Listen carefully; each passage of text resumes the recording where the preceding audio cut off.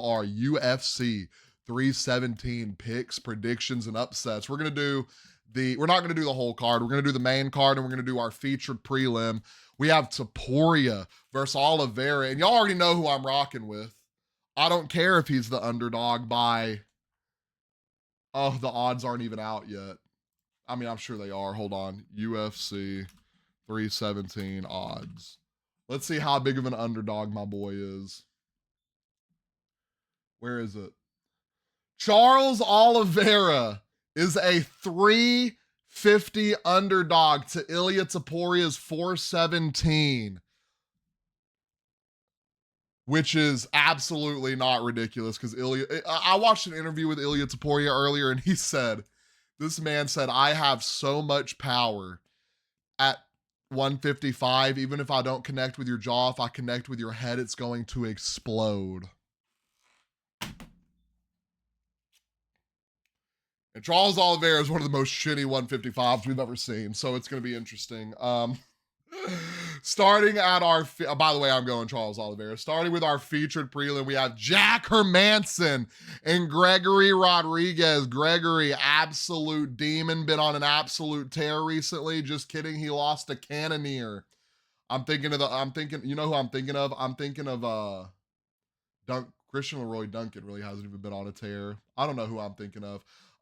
Rodriguez coming off a loss. He does pose a 21 second in round 4. He does pose a great threat. I'm thinking, what is he? He's the favorite. He's a 198 favorite, but something in my soul is telling me to take Jack Hermansson with the W. Next, we got Peyton Talbot and Felipe Lima. Peyton Talbot, one of the young up-and-coming stars in the UFC, got fraud checked. I hate fraud checked. I do say people get fraud checked. Don't get it wrong. I hate saying because, like, what do you think the people were screaming back when Islam got absolutely slept his second fight in the UFC?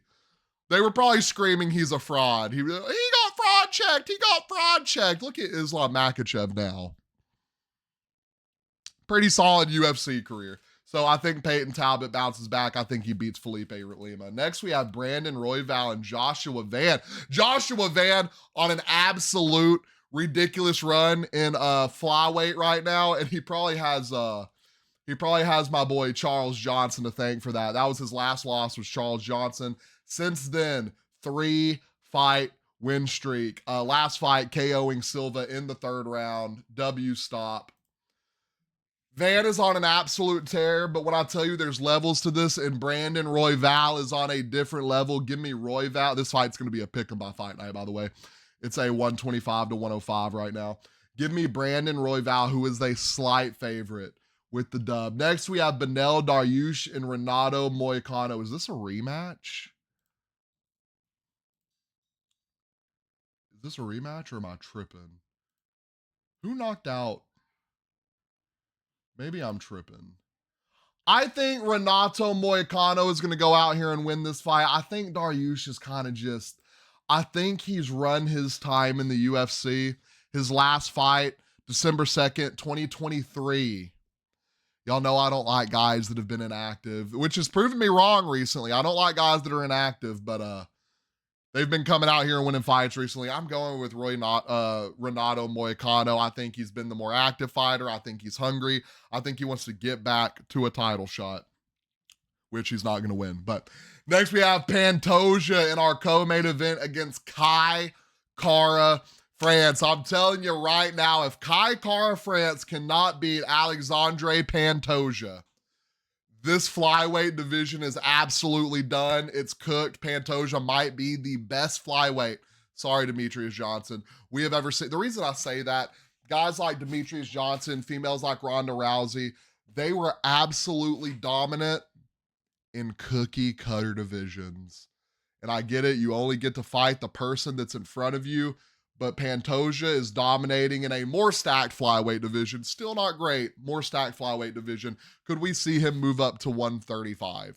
That's going to be the question. Can we see him move up to try to take a second belt?